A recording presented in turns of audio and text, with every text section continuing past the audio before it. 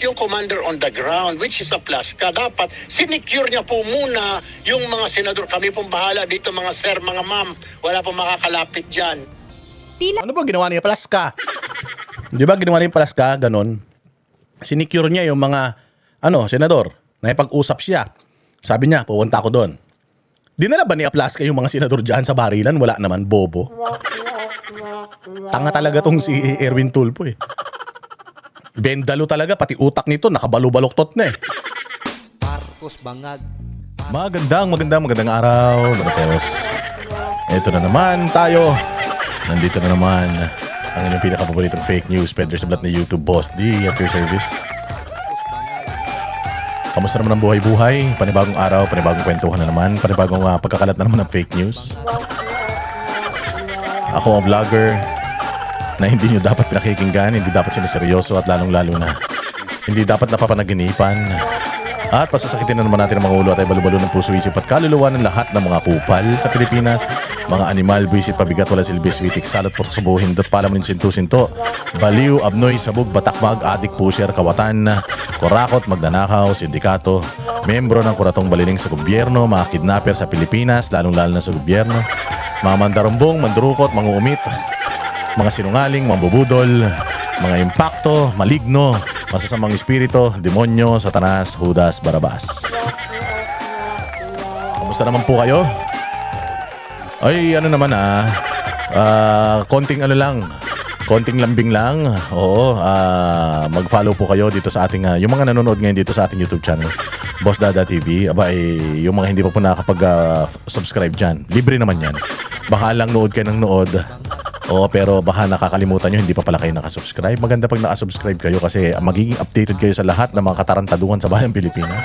At gagawin natin katatawanan, gagawin natin puro kalokohan lang ang ating paghahatid ng balita at pagre-react sa lahat ng mga kaululan ng mga taong gobyerno. Na bagamat tayo ay pinuputakte ng mga bashers, troll army at death threat at napakaraming mga kasong nakaamba para sa Banateros, tuloy-tuloy pa rin tayo sa paghahatid ng bangungot sa lahat ng mga kawatan at magnanakaw, mga satanas sa Pilipinas. Follow, subscribe po kayo sa ating dito sa YouTube na channel natin, pero mas maganda lumabas muna kayo sa inyong search bar. Hanapin niyo yung Boss Space Dada Space 2.0. Nandiyan po yung mga malulupit na mga banat natin, direkto punto per punto. Diyan sa channel na yan, Boss Space Dada 2.0. Mag-subscribe din po kayo dyan. Lumalakas na po yung ating channel na yan. Kung sakali man may mangyari masama dito, at least doon sa channel na yun, makakapagkwentuhan pa rin tayo at makakapaghatid pa rin tayo ng sakit ng ulo sa lahat ng mga mandarambong sa Pilipinas. Syempre meron din tayong Facebook pages, dalawa po yan, Boss Dada Facebook pages. Tangkilikin po ninyo ating mga reels dyan, i-share ninyo at saka i-share ninyo, ipakalat ninyo, i-share ninyo sa mga GCs ninyo. Baka meron kayong mga ka-GC na mga hindi political na walang alam sa mga nangyayari sa bayang Pilipinas dahil masarap ang kanilang mga buhay. O ipakita ninyo na kailangan magkaroon sila ng boses, malapit na po ang eleksyon, kailangan as early as now makumbinsi na po natin sila na huwag magpabudol sa kung ano mga napapanood sa mainstream media. Follow po kayo share, like, importante yan. Ako, marami tayong mga pag-uusapan ngayon. Oo, napakarami natin pag-uusapan ngayon mga bossing, na mga bagay-bagay sa gobyerno, mga katarantaduhan, mga kasinungalingan. Napakagandang napanood nyo ba yung aming segment? Kaka-upload ko lang nung kahapon. Yung aming segment sa Vox Populi, napakatalino talaga ni Atty. Torion at saka ni Jimmy Bondoc. Grabe, nasagot nila nasagot nila lahat ng mga malulupit na mga tanong ng Banateros at mas naiintindihan, mas naipaintindi sa atin kung ano ang kalagahan nitong mga ginagawa nilang paglaban. Kasi natanong namin sila, sabi nga namin, what's in it for you? Ano bang nakukuha nyo dito? Kitang-kita nyo naman na kahit na anong sakripisyo ang gawin ninyo, wala namang pag-asa talaga tong gobyerno na to so long as ito yung namumuno, abnormal. Tapos sabi nung kapatid, adik pa, magnanakaw pa yung mga magulang. Anong inaasahan natin? Alam nga naman, pag nagtsuktsakan yung dalawang magnanakaw, alam nga naman yan. Alam nga naman magkaanak ng kirubin yan. Hindi naman magkakaanak na mabait yan. Di ba? Sabi nga nila, kung ang punong mangga, hindi naman magbubunga naman sana yan. Kaya ayan, ganun tong ginawa sa Pilipinas.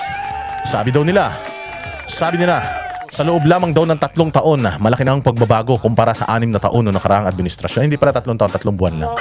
3 buwan pa lang daw, napakalaki na ng pagbabago. Oo, ang laki ng pagbabago. Mantakin mo, unang buwan pa lang, nagnakaw na kayo sa asukal. Tapos nagkaroon ng Maharlika Investment Fund. Tapos nagbenta pa kayo ng ginto, mga putang ina ninyo. Tapos kinuha nyo pa yung pera ng PhilHealth, hindi naman sa inyo. Tapos ibabalik nyo, kukuha ninyo din sa pera ng gobyerno, mga hayop kayo. Tapos na yung budget ng tulay, na budgetan na yung tulay, dalawang cycle na ng budget na nabudgetan yung tulay, tapos kinuha pa yung pera ng PhilHealth para panggawa ng tulay na yun. Tarantado di ba? Sa loob lang ng 3 buwan Oo, sa loob lamang ng 3 buwan, sinira nila ang bayang Pilipinas, mga bossing. Record talaga yan. Kasi hindi malinaw yung sinabi nila eh. Sabi ni Claire Abnoy, sabi ni Claire Castro na parang nagdi-deliryo na. Sabi niya, 3 months pa lang daw, marami ng pagbabago. Pero hindi niya sinabi ko ng pagbabago. Meron kasing 2 klase ng pagbabago, mga bossing. Yung pagbabago for the better and pagbabago for the worse. Ako, kung titingnan ko yung experience without any bias, nakita ko talaga yung pagbabago for the better nila. For the betterment nila, sa betterment ng kanilang kanilang mga negosyo, mga sindikato, mga pagnanakaw. So sila lang ang nagkaroon ng change for the better. Pero yung change for the worse, ang masaklap niyan, ang apektado niyan yung mga kababayan natin, tayong lahat. Tayong lahat, kayo. Kayo, tayo. Kasi ninakawan tayo sa loob lamang ng 3 buwan. Hindi ba nakita mo sinira na nila lahat ng mga sinimulan ni Pangulong Duterte? Nagpakasarap na sila, nagpaka-party-party sila, namasyal sila ng namasyal, inayos nila yung mga frozen na mga account nila sa mga iba't ibang mga bansa kung saan nakalagak yung mga ninakaw ng pamilya niya sa bayang Pilipinas. Nangako na babayaran ang utang ng Pilipinas, ipamimigay daw yung mga ginto nila. Putang ina, gintong pangako pala. Tae pala yung ginto. Alam niyo yung tae, minsan kulay ginto yan. Yun pala yung ginto na ibibigay sa atin ni Bongbong, tae. Akala ko pa naman yung gintong ibibigay niya, yung pwede mong ibenta sa pawn shop. Yung pala yung gintong ibibigay niya, yung putargis niyang galing sa tumbong niya. Hayop. So yan ang mga kaganapan ngayon, mga bossing. Tapos ayan na, sunod-sunod na yung pagnanakaw, sunod-sunod na yung pang-aabuso sa malayang pagpapayag, sa karapatan ng mga Pilipino, welfare ng mga Pilipino. Tuloy-tuloy. Kaya hindi tayo hinto. Bakit tayo hinto? Tatakot ba tayo? Hindi tayo natatakot.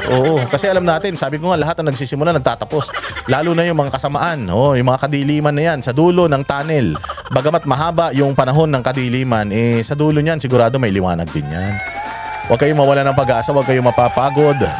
Huwag kayong mapapagod sumigaw, huwag kayong mapapagod sa mga balitang ibinabalita ng mga lumalaban sa fake news ng mainstream media, propaganda ng mga komunista, at saka sa mga pambubudol ng PCO, ng gobyerno, na maganda raw ang buhay natin, maayos daw tayo, pero putang ina yan.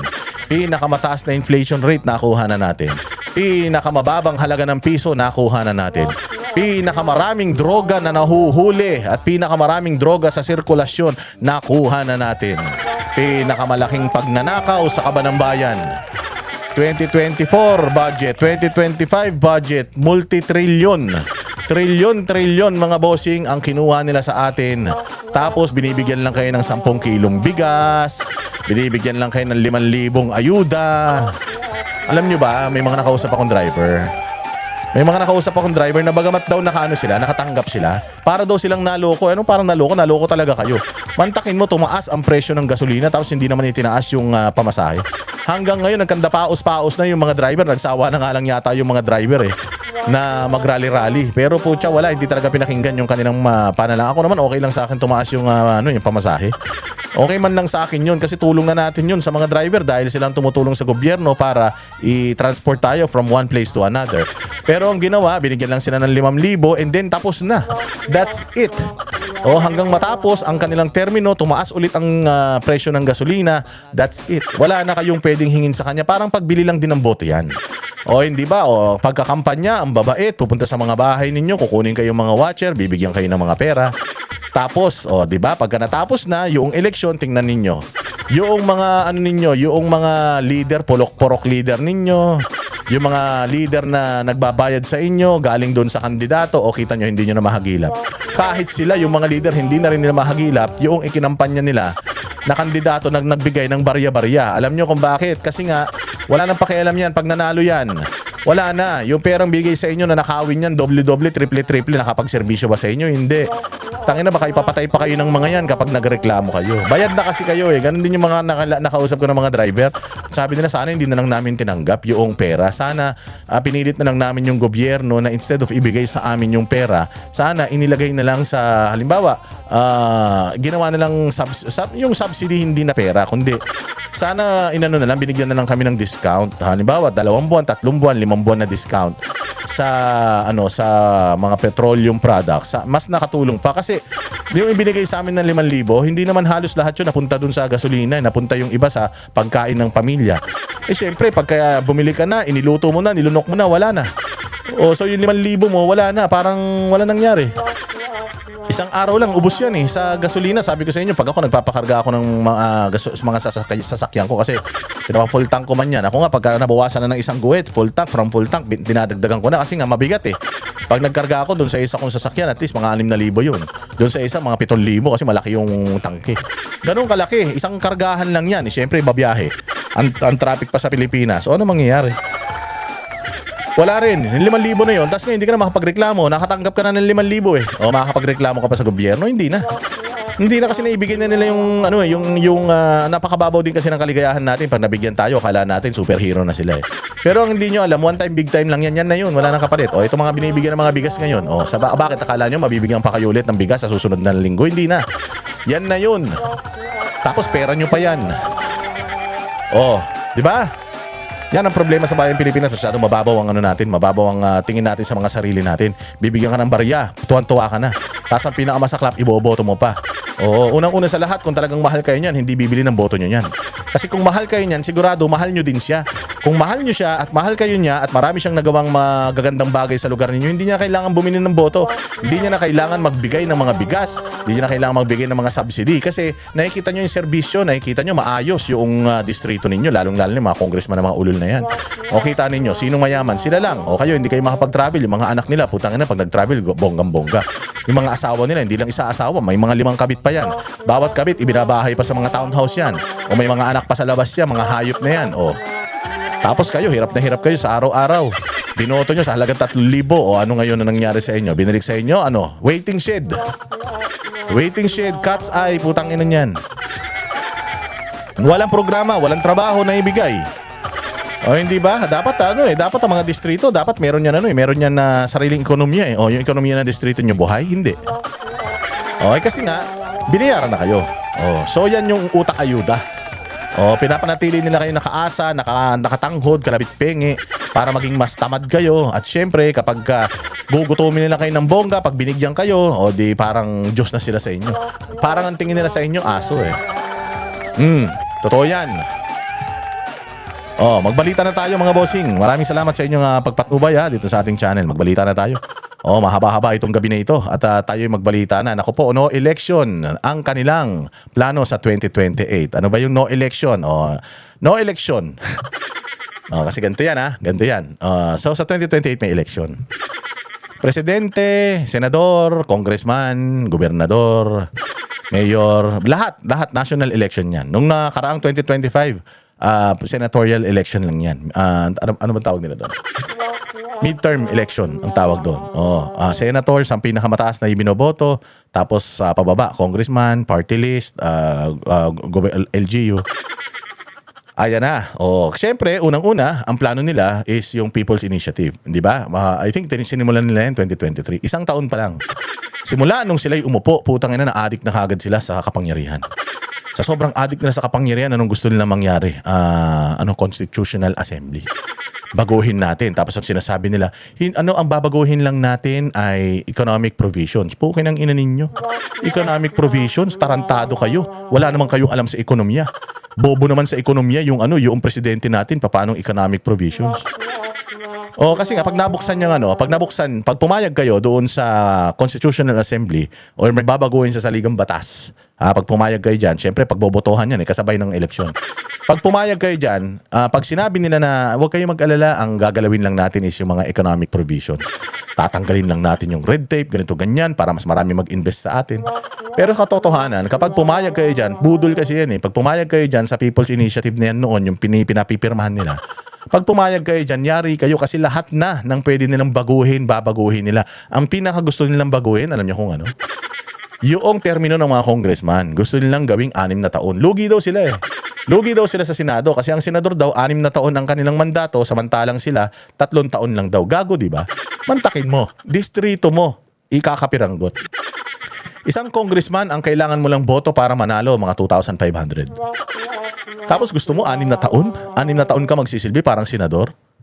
Diyos yarn. Oh, bakit pa nila gusto? Kasi sabi nila kulang daw eh. Kulang daw yung 3 taon. Kulang saan? Kulang sa pagnanakaw? Kulang sa pangungulimbat? Kulang sa pang-aabuso? Ganon?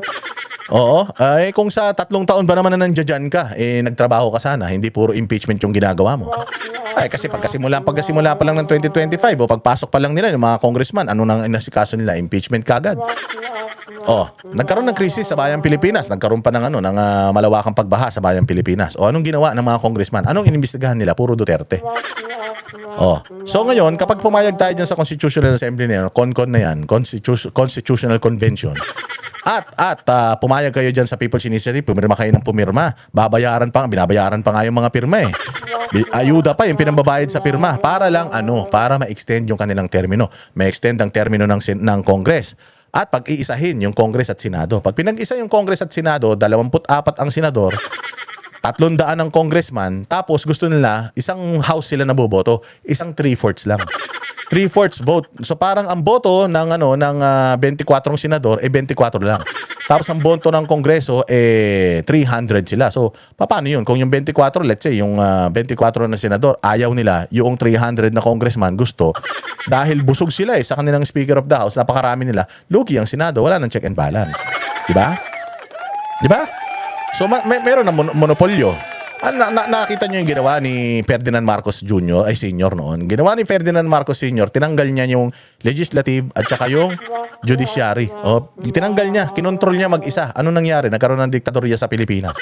Kinontrol niya mag-isa yun nung siyang presidente. Kaya nga, gumawa ng 1987 Constitution para hindi maulit yan eh. Nandiyan na nga, pumasok pa yung mga party list representative at kung mga party list na mga positions dyan sa Congress or marginalized sectors na putang ina niyan. Saan ka naman makakita ng party list na ako Bicol, Terry Ridon. Tapos Bicol Saro, Terry Ridon. Tapos kasi Bicol Saro is parang one Bicol, ganun. So instead, gumagawa sila ng batas para sa Bicol. Anong ginagawa nila? Ayun, tinatarantado yung mga Duterte. Yung marginalized sector na kanilang nire-represent, na asikaso pa ba nila? Hindi na. Kasi nakafocus lang sila sa politika. Ang problema kapag kaganyan, mawawalan na ng kapangyarihan ng Senado, at pag nawalan ng kapangyarihan ng Senado, di lahat na ng gustong gawin ng mga kurakot na mga congressman, di wala nang wala nang filter yan. Paramihan na lang ng boto lagi. Ganun na magiging demokrasya ng legislative. Na isang boto na lang sila. So mawawala na ng boses itong mga senador na ito. Tapos ayan na, lahat na pwede nilang gawin. Pwede nilang gawin forever si Bongbong. Pwede silang gumawa ng batas na susunod na presidente si Sandro hanggang dun sa kaduluduluhan ng mga lahi nilang mga kawatan. Ganyan. So ngayon mga bossing, no election yung umuugong ngayon, at nalaman niya ni Senator Amy Marcos. Kaya naman pala sila gigil na gigil. Na natanggal si Alan Pitt si Tito Soto, kasi ang unang plano talaga nila kung ma-impeach si Inday Sara, gagawin nilang Vice President si Tito Soto. At pag ginawa nilang Vice President si Tito Soto, hawak nila Senado, hawak nila ang Kongreso, itutuloy nila yung People's Initiative. Ano 'yun? Yung pahabain ng termino ng presidente. Walang eleksyon sa 2028. Kung sakali man kasi nga nababalita nga na may cancer daw yung presidente. Kung sakaling halimbawa mamatay bukas sa isa makalawa sa pangatlong araw, at hindi na mabuhay yan, sigurado na kanila pa din yung magiging presidente, which is si Tito Soto sana. Ang problema, na-check nila na napakadelikado na itong mga sindikato na ito. Kaya dapat mapalitan. So napalitan ngayon ni Alan Peter Cayetano, ayaw ni Alan Peter Cayetano ng Constitutional Assembly. Ayaw niya ng pagbabago ng Constitution. It's not possible while ang mga nakaupo puros mga kawatan. Open naman sa pagbabago ng Constitution dahil marami ng mga obsolete na mga batas eh. Pero kung gagawin yan ngayon na si Satanas ang nakaupo sa palasyo, hindi pwede. Kasi puro pang sariling kapakanan lang yung kanilang iintindihin. So ngayon mga bossing, nakuha ni mai-impeach ba si Inday Sara sa Senado? Kaya taim-tae yung mga congressman, wala silang energy. Hanggang ngayon, propaganda pa rin sila ng propaganda because alam nila na sa Senado, mamamatay ang impeachment ni VP Sara. Bakit? Unang-una, bukod sa napakagaling ng mga lineup ng abogado ni VP Sara, walang ebidensya ang Kongreso. Kaya nga sila nagkandak pa ng mga additional investigations, additional na mga araw para mag-imbestiga at makakuha pa ng mga alam mo na, mga peking mga ebidensya. Hindi kayang maabot ng minority. Hindi kayang maabot ng minority yung 16 vote para si Inday Sara ay ma-impeach. Kasi kung 11 lang sila, 12 yung kasi nawala si Senator Bato de la Rosa, supposedly 13 yan eh. So 12, 11, hindi nila kayang kunin yung 16. So in order for them to get 16, kailangan pa nilang may bumaliktad na 5 senador sa kabila. Paano may babaliktad na 5 senador sa kabila? Tinatarantado nila yung majority ngayon. Let's say for example, yung majority ni Tito Soto nung nakaraan, manipis man lang din yun. Ilan lang din naman yun, parang lalabing 4 lang din naman yata eh. So hindi pa rin nila kayang makuha yung 16 na boto. Hindi pa nga tayo sure kung yung mga nandiyan dyan sa minority boboto in favor sa impeachment ni VP Sara. Kasi nga, malalaos sila. Oo.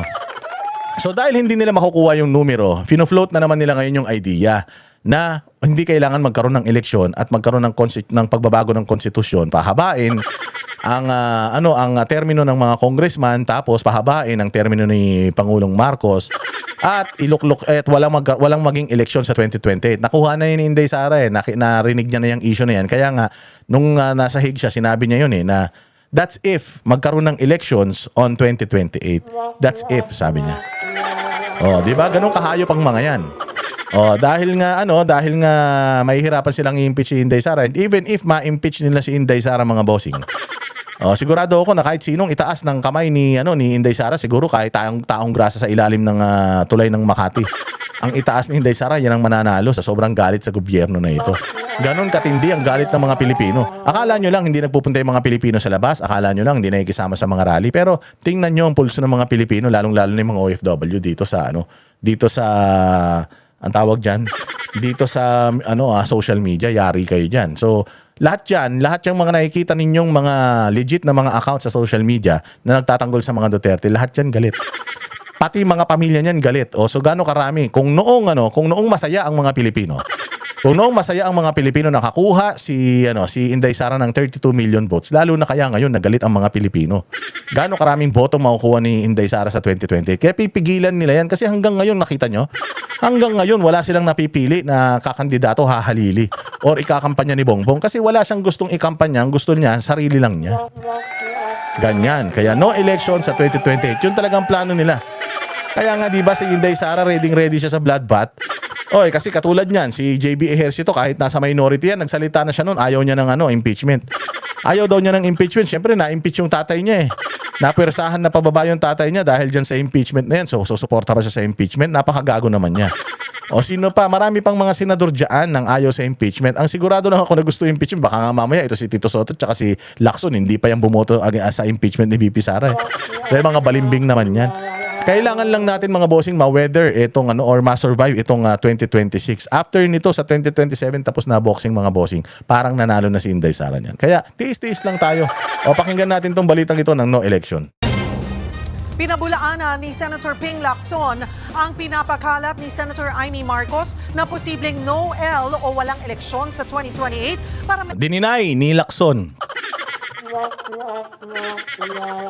Kailan ba may inaamin si Lacson? Hindi niya inaamin na bakla siya.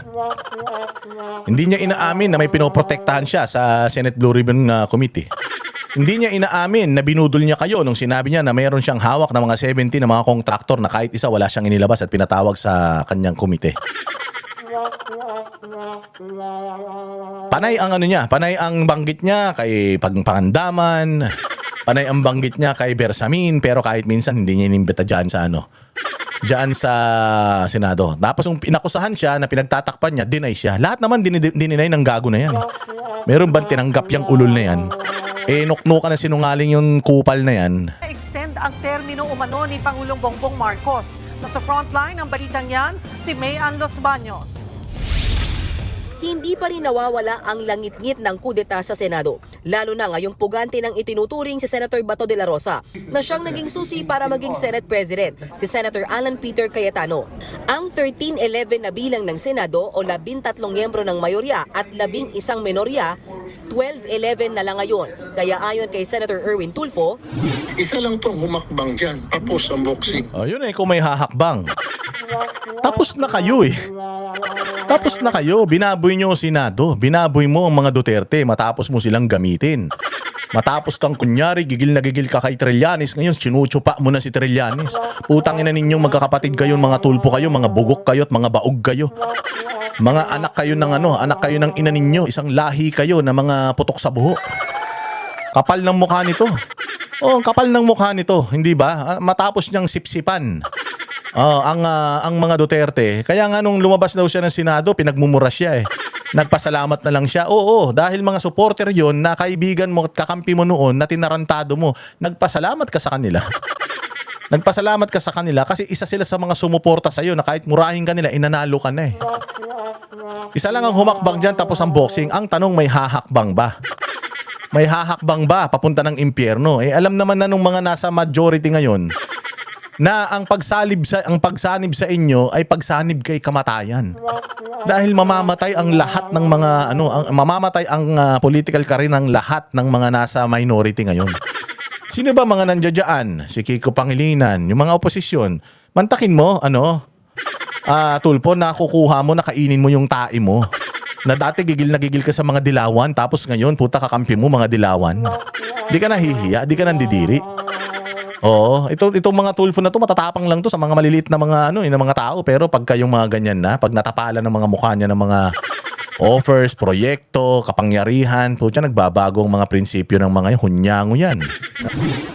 pero sa isang interview, sinabi ni Senator Amy Marcos na kaya lang naman daw gustong mapalitan ang Senate leadership ay dahil sa itinutulak na charter change sa pamamagitan ng Constitutional Assembly o CONAS. Ibig sabihin, mga nakaupong mambabatas ang hihimay at babago sa konstitusyon. Giit ng senadora gagawin umano yan para walang 2028 elections. Para raw ma-extend ang termino ng kanyang kapatid na si Pangulong Bongbong Marcos. Diba? Para kapatid na ito kanino tayo maniniwala? Sa mga vlogger, sa mga media o sa kapatid? Sa kapatid mismo. Mantakin mo kapatid niya, sarili niya yung dugo. Inalagaan niya yan, kasama niya isang matris lang pinanggalingan ng mga yan. Sa isang butas lang ng satanas na babae lumabas yung mga yan. So, sino ba ang may ayaw kay Duterte? Ang lahat ng may ayaw kay Duterte may gusto na ma-extend si Marcos. Bakit? Lahat ng galit kay Duterte binusog ni Marcos. Sino-sino yung mga yan? Magnanakaw na congressman, mga tax evader, yung mga oligarko, mga komunista, mga drug lord, mga kriminal. Lahat yan ayaw kay Pangulong Duterte. Kaya nga si Pangulong Duterte sa kabila ng maraming magagandang nagawa niya sa bayang Pilipinas, nandoon siya ngayon sa ibang bansa at ipinatapon netong demonyong ito. Oo, kasi nga ang ginawa niya, yung mga kalaban ni Pangulong Duterte, kinaibigan niya. Ngayon, syempre, the business is doing good. Drug business is doing good. Yung mga nagmomonopolya ng mga negosyo sa Pilipinas is doing good. Yung smuggling is doing good. Yung manipulation ng vape sa Pilipinas is doing great. The corruption is rampant and doing better than the past 8 years or the past 9 years. Syempre, miski ako, kung sindikato ako, adik ako, na dati nagtatago ako nung kay Pangulong Duterte, ngayon, hayag na hayag ako. Nag-aabutan nga ng shabu dyan sa daan ngayon, wala na Yung snatcher nga ngayon, putyang ina, dati nagtatakip pa ng mukha, ngayon hindi na Dati ngayon, akyat bahay, kahit umaga, kahit gabi, sa gabi lang sila umaakyat sa dingding, ngayon hindi kahit ang haring tapat, sa harap na ng gate dumadaan. Ang matindi, yung mga magnanakaw noon, nakamaskara, nakadisguise. Ngayon, hindi. Bukas na bukas ang mga mukha, mga nakabarong pa. Mali-malita ang perang tinatanggap. Saan ka ba naman? Kung ikaw ba naman tumanggap ka ng mali-malitang pera, yung trilyon-trilyon na ninakaw sa Pilipinas, pinaghati-hatian ng sindikato sa Kongreso, sindikato sa labas ng Kongreso, sindikato sa Malacanang, sa mga gabinete. Kung pinaghati-hatian ba naman yan, di umano O yan ang bintang sa kanila. Kung pinaghati-hatihan ba naman, syempre busog ka eh. Hindi ba? Sabi nga nila, kung sino yung nagpapakain sa'yo, mga aso man yung mga yan, kung sino nagpapakain sa mga yan, yun yung amo nila. So, syempre, ayaw nila na mahinto yun. O gusto nila na, na well-oiled yung kanilang pagnanakaw, yung kanilang sindikato, wala nang uhuli, tapos parang private army pa nila yung sundalo, police, NBI. Yung mga kalaban nila sa politika, hindi na nila problema dahil dahil hindi na sila nilalabanan, kundi man mga nangangamatay. Lahat ng mga yan, mga bossing, gusto nila ma-extend si Bongbong kasi nga yung buhay nila na impyerno nung panahon ni Pangulong Duterte, ibinalik sa kanya ni Bongbong. Talagang gusto ng mga yan na mag-extend si Bongbong. Ang problema, kaya pa ba niya talagang ma-extend until 2032? Yun ang malaking tanong. Bumuelta riyan si Senator Ping Lacson sa programang Ted Filon at DJ Chacha. Outright lie. Kasinungalingan, walang pag-uusap kami. Siyempre, aamin ka ba? Meron bang kriminal na umamin? Meron bang satanas na inamin niya na satanas siya? Meron bang babaero na inamin niya na babaero siya? Meron bang manyakis, rapist na inamin niya na nang-rape siya? May magnanakaw ba na amin na magnanakaw siya, Ping Lacson? Ano ka ba naman? We are expecting na i-deny mo yan, pero hindi namin ine-expect na isa ka sa magdi-deny. Kasi dito, kung sinong unang mag-ingay, kung sinong unang pumiyok, kung sinong unang umaray at sinong unang nag-deny, sigurado, yan ang may alam. Anong sabi ninyo? Di ba sabi ninyo, hindi na kayo tatakbo bilang senador sa 2032. Baka nag-iipon na kayo. At saka, sigurado ako na nakikinabang yung anak mo dahil sabi ni Faeldon to, hindi ako nagsabi nito na smuggler daw na simento yung anak mo. Siyempre, kung buhay na buhay ang smuggling ngayon, di buhay na buhay ang negosyo ng anak mo. Di umano, ha? Kaya naman, asong-aso ka ni Bongbong kahit na nung 2022 elections, isa ka sa nagsasabi na magnanakaw siya at pinapadrug test mo siya. Ngayon, aso ka na niya. Bakit? Hindi ka naman siguro babaliktad ang prinsipyo mo nang wala lang. Ano ba nakita mo kay Marcos? Ano ba nakita mo ginawa ni Bongbong Marcos sa Pilipinas? Wala naman. Kung imposible naman may nakikita ka na hindi namin nakikita. Sigurado, meron kang nakuha na hindi namin nakukuha. Kaya, asong-aso ka ni Bongbong. Yung mga focuses namin, napakalimit kami mag-focus sa minorya. Never yang napag-usapan. Hindi naman dyan pag-uusapan sa Senado mismo eh. Siyempre, pag-uusapan yan sa mga pribadong meeting. Tangina, ginagawa mo naman tanga ka eh. Alam ninyo, masyado na iniinsulto yung katalinuhan ng mga tao eh. Siguro noon, nung panahon na wala pang social media, maaaring yung mga ganyang patpautot ninyo dahil bayad naman ninyo yung mga media na yan. Mga ganyang pautot nyo, pwede pang sakyan yan. Pero sa ngayon, hindi na. Kitang-kita eh. Kitang-kita. Bakit galit na galit kayo na si Alan Peter Cayetano nakuha yung sa inyo, yung Senado sa inyo? Nangyayari naman yan. Ever since naman nangyayari yan. Sa history ng pagpapalit ng liderato sa congressman o sa Senado, laging merong laging merong kumpas ng presidente yan. For the first time, nagkaroon ng pagpalit ng liderato diyan sa Senado nang walang kumpas ng presidente. Kaya galit na galit kayo. Kasi siguro pinagagalitan kayo ng amo ninyo. Bakit nyo pinaagaw? Anong nangyari? Hindi nyo ba binusog yung mga na yan? Bakit dito sa Congress, magaling yung Speaker of the House nila, si Martin Romualdez, binusog niya lahat ng mga congressman. Kaya parang santo ang tingin sa kanya. Anong ginawa nyo ni Tito Soto? Kinamkam nyo ba yung panglagay natin na pera sa mga senador? O baka naman talagang mas may prinsipyo yung mga senador kaysa sa mga congressman dahil hindi sila nagpapabayad. At alam nila na papunta na ang Pilipinas sa basurahan dahil dito sa leader natin na to na walang direksyon. Kasi simple lang naman yan eh. May nangyari, nakuha sa inyo yung Senate presidency. Di magpalakas kayo ulit. Humanap kayo ng timing para mabawi nyo ulit.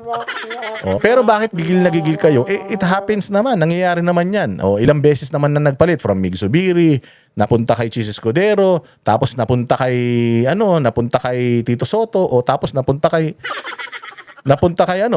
dito kay Alan Peter Cayetano. So bakit dati okay naman si Chis Escudero pa ang nagpasumpa kay Tito Soto? Bakit ngayon gigil na gigil kayo? Tapos to the point na talagang sinira nyo ang Senado. Naniniwala ako na man ang nangyari sa Senado, mas malabo nagagawin ni Cayetano yun eh. Kasi ang pangit na simula ng leadership niya eh. Kaya kita mo, ang inaatake nila ngayon yung leadership ni Cayetano, mahina daw kaya nangyari yan sa Senado. Mga gago. Umpisa pa lang si Cayetano, 2 araw pa lang ginulo nyo na. Inactivate nyo na yung NBI. Inactivate nyo na yung pagsaserve ng warrant of arrest kay Bato de la Rosa. Binaboy nyo Senado, kayo bumaboy sa Senado, hindi naman yung bagong liderato eh.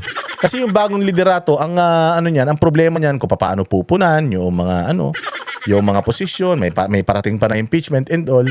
And even if kayo naman ang Senate President, nasa inyo ang majority. Hindi nyo naman makukuha yung 16 votes. Hindi nyo makukuha yan. Never yang nabanggit yung CONAS. Kung meron bang plano na mag-CONAS, hindi namin alam yon. Kung ano yung, kung meron man, at kung meron kami narinig, hindi namin alam kung ano yung end state na gusto nilang makita. Naglolokohan pa ba tayo, Ping? People's Initiative, di ba? Di ba 2023 pa lang, nagpakanana sila ng People's Initiative, ang Congress, nagpapirma na sa mga tao gamit ang ayuda, AX, AKAP, TUPAD, para pumirma ang tao doon sa kanilang People's Initiative, di ba? Buti sana kung walang nangyaring effort for People's Initiative noon. Di ba nag-away pa nga ang Senado at saka ang Kongreso, ang sinabi ng Kongreso, huwag niyo pakialaman yung diskarte namin, hindi namin pinakikialaman yung diskarte niyo. Tapos sasabihin mo, wala kang naririnig, tanga ka. Mas naniniwala ako kay Aimee. Oo, mas naniniwala ako kay Aimee. Kasi nga, nagkaroon pa ng hearing si Aimee patungkol dun sa People's Initiative na pirmahan dyan sa Davao. Eh. Di ba nagkaroon ng hearing ng, ng People's Initiative dyan sa Davao? Meron may tumakbong PI noon eh. So, mas naniniwala ako kay Aimee na talagang yun yung ultimate, ulterior motive ninyo at ulterior na plano ninyo sa bayang Pilipinas, hindi na kayo bumaba. Gawain naman ng mga Marcos yan. Oo, blueprint man ng mga Marcos yan. Kita mo yung Marcos Senior, ilang termino ang inilagi niyan. Si Bongbong Marcos, syempre pangarap niya, idol niya yung tatay niya eh. Idol niya yung tatay niyan Satanas eh. Syempre gusto rin niya na maranasan yung dire-diretso yung termino. Kung matatandaan itong Lunes, nabanggit din ni SP Cayetano ang Chacha sa kanyang press con. Ilang beses pa nga niyang binigyang diin na 2023 pag gustong i-abolish ang Senado. I really believe that the events in the last few months was also intentional na ma-weaken ang Senate because bubuhayin yung constitutional change, except this time around, regional Senate ang gusto nila. But to do that, siguro, part of the enticement is that may term extension. Nang tanungin yan kay Lacson, Hindi ko alam kung ano yung pinanggagalingan ng kanilang, kasi para kaming nangangarap na lang lagi. Huling-huli, nabubulol. Walang ganyan pag-uusap. Ang dominant na tuwing mag-uusap kami, ibalik natin yung dignidad ng Senado. Bakit niyo ibabalik yung dignidad ng Senado? Hindi naman nawala. Hindi naman nawala eh. Naipagtanggol naman ni Cayetano yung dignidad ng Senado eh. Bakit? Nakapasok ba NBI? Nakapanggulo ba NBI? Hindi. Nagtakbuhan.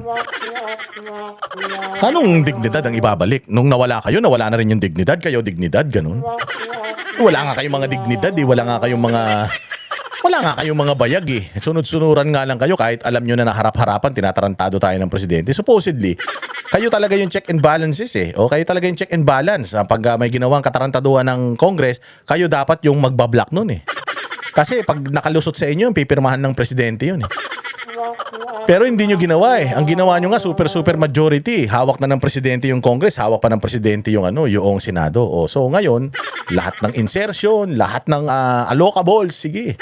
Lahat ng mga proyekto, putya, nagkanda hilo-hilo yung mga sindikato sa DPWH eh. Noon, ilan-ilan lang yung binibigyan nila ng pera, ngayon, putang ina lahat.